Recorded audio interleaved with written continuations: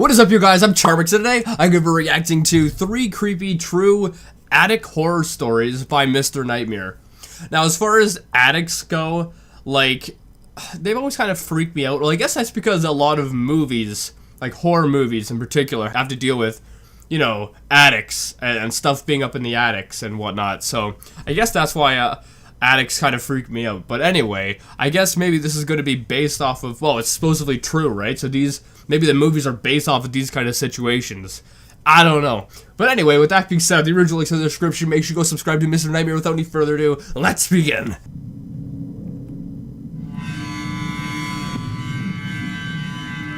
What kind of sound effects are these?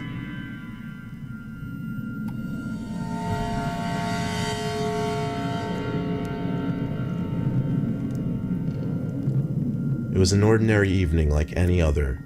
I was in my room watching TV while my mom was downstairs making dinner.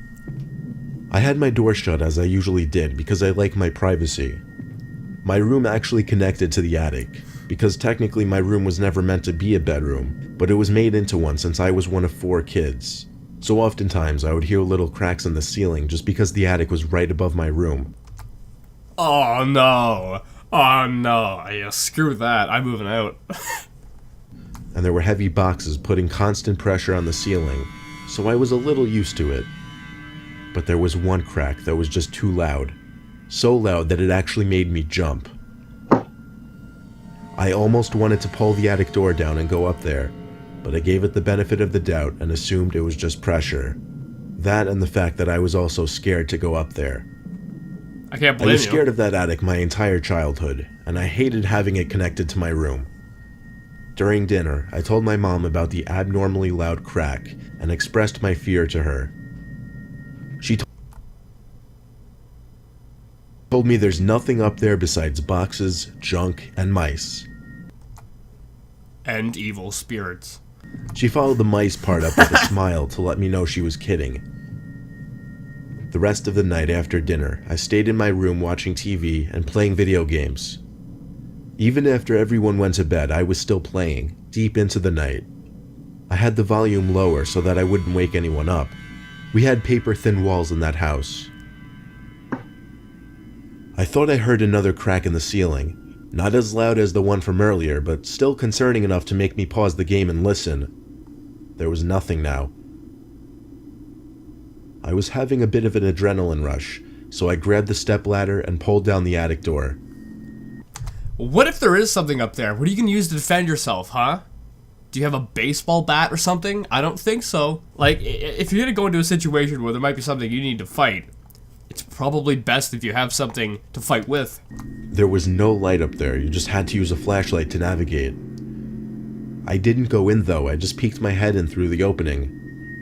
There was nothing I could see except piles on top of piles of boxes, so it seemed like it really was just the weight of one of the boxes putting pressure in the ceiling. I planned on telling my mom that we should check it out the next day. I was a bit relieved as I went back to playing video games. I turned the game off about an hour later and finally decided to go to sleep. After a while though, I started to hear something from above me. Oh no. It wasn't the regular cracks I was used to hearing. These were more like thumps. They were constant and moving.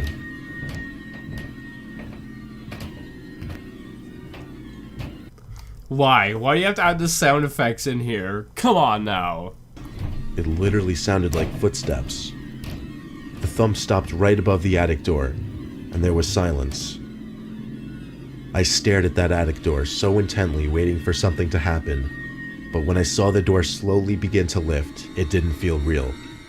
You got like a, what do you got, like a, did you have like a homeless person living up there or something? You need to get a bat ready in case, you know, some crazy person comes down at you. Even though I was expecting something to happen, I wasn't prepared for the door to actually open. I got out of bed as quietly as I could and tiptoed to my mom's room.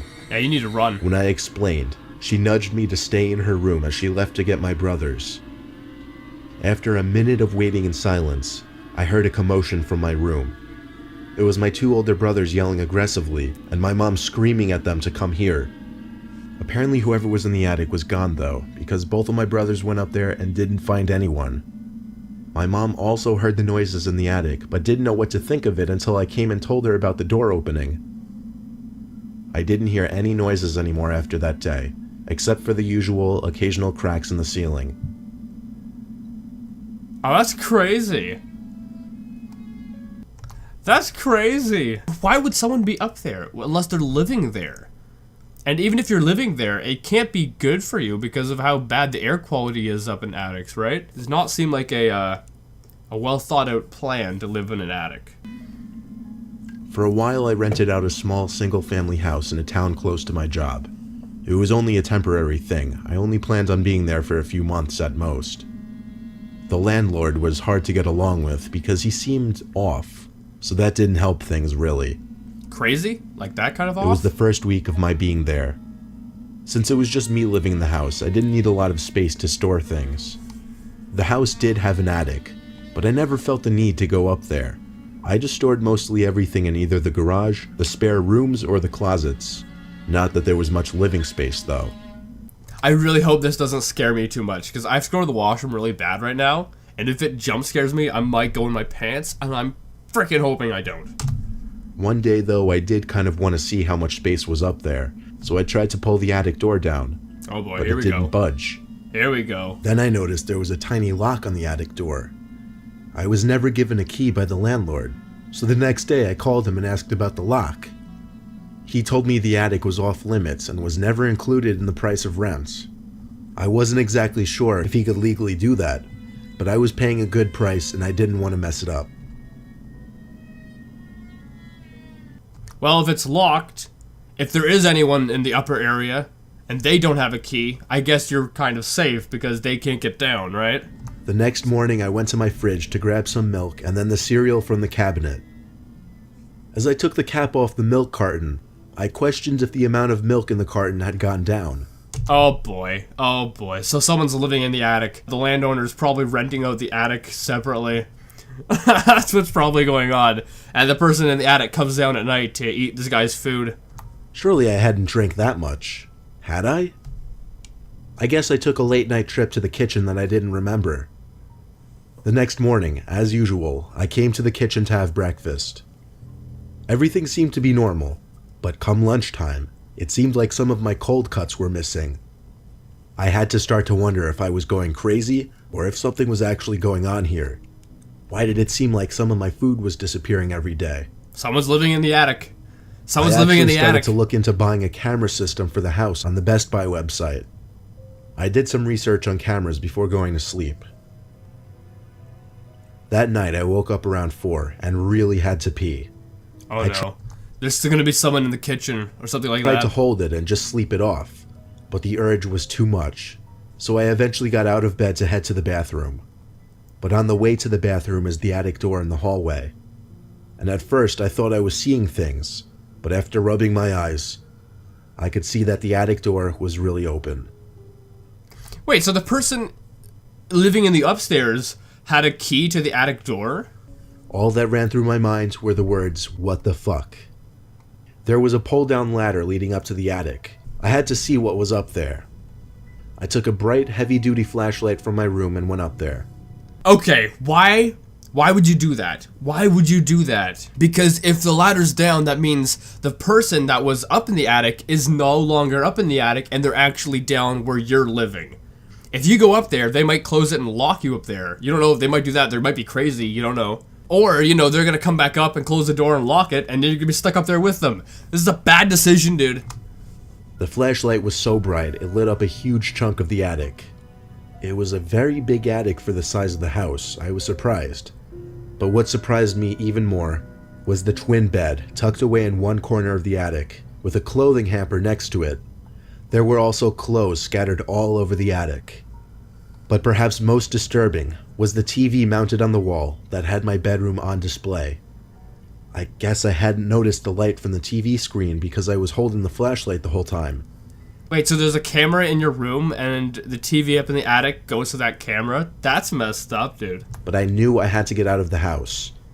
But someone was at the entrance of the attic now. What did I say? What did I freaking say? The attic door. First, only their head was visible, but their bodies slowly emerged into the attic You gotta tackle until them. they were crawling towards me. I was able to distinguish the face to be that of the landlord. His expression was so dry and emotionless, it still haunts me to this day. It's a landlord? As he crawled over to me, his eyes open wide, he kept putting one finger to his lips as he said, "Shh." He didn't speak any words. He only went, "Shh, shh." Yep, time to call the It cops. was a miracle that I was able to get around him in time before he could get to me. I went down the ladder and pushed it up, closing the attic door. I knew he would be out shortly, so I took my phone from the nightstand and ran for it. I ran Call the outside and cops. called the police. The landlord wasn't there when the police arrived, but I had all of his information, and he was found the next day at his brother's house in a nearby rundown town. I moved to an apartment 2 days later, and when I plan on buying a house, Oh my I know now goodness. I'm going to avoid any houses with attics. Or if they do have an attic, go up there first and make sure that there's not just some random person up there. Wait, so the landlord was renting out the house, what, to pay for the mortgage or something like that, but he had nowhere else to live, so he just decided to go up to the attic? Is that what was going on? That's pretty crazy. When I was little, my brother, sister, and I always played hide and seek when we were home alone because it made us feel like we had full access to the house and any room could be a hiding place. Oh boy. We always did one seeker, two hiders. The first person to get caught loses the round, or if the seeker didn't find either hider in 5 minutes, they lost the round, and the first to 3 points won. I lost the first round, I still remember that somehow, and we were on the second round. I was hiding again. My sister was seeking. My brother and I dispersed from the living room, which was considered the starting room, and I knew the perfect place to hide. Somewhere none of us ever hid before. The attic. It was just Why the attic? Why the attic? I remember once when I was very, very, very young, I would play hide and seek with my cousins and my brother, and I once hid. It was in the dark, right? Like we had the lights off, and you weren't allowed turning them on, and you only had like a flashlight or whatever. But I hid under a chair, like right back there. I hid under a chair in the middle of the open. So I got myself under a chair. So if you looked down with a flashlight, you could have easily seen me, but for some reason, they didn't see me underneath the chair in the middle of it. I ended up like winning the was a hide and seek. I was in the freaking middle of the open and no one saw me. So, you know, if I could do that, I'm pretty sure you could find other ways of hiding than having to go up into the attic, okay? a place none of us ever thought as a hiding spot. Maybe I could start using it as my usual hiding spot, I thought to myself. It was a step-in attic attached to a big closet, so there was no ladder or anything. I shut the attic door behind me and tried my best to navigate the attic in the dark. I got about halfway across when I found a box and a big black bag that seemed to be perfect to hide behind. Now I wait, I thought in my head. The music. For some reason, the act of sitting in a dark place doing nothing never got boring when you tagged it under the activity of hide and seek. That's so true. I felt a rush the entire time, anxious that I'd hear the attic door open and my sister rushing inside. Let me guess you got stuck there. I was kind of subconsciously counting the minutes, even though I wasn't actually counting second for second. It was too dark to check my timer. I figured 4 minutes had passed, so it was almost time to go back downstairs. What I'm thinking is that he either got stuck in the attic or that there's someone else there with him. But just then, there was the sound of a big bag being crumpled. Wait, I thought. Did I not notice one of them sneak in here? Maybe it was my brother. But then again, maybe it was my sister. Oh In fear boy. of it being my sister, I didn't want to call anything out. If I just waited out the timer, I'd be good. And sure enough, a few seconds later, the pocket timer started beeping, signaling the 5 minutes was up. So I safely called out, "We win."